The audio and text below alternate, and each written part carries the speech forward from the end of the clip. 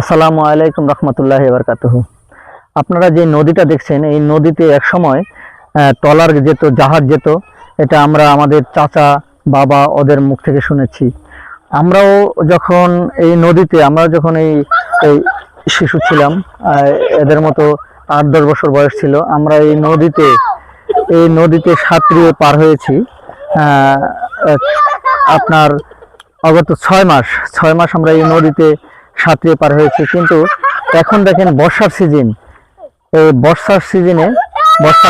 বর্ষাকালের মধ্যে দেখেন এই যে আপনারা দেখতে পাচ্ছেন যে শিশুরা হাঁটু পানি।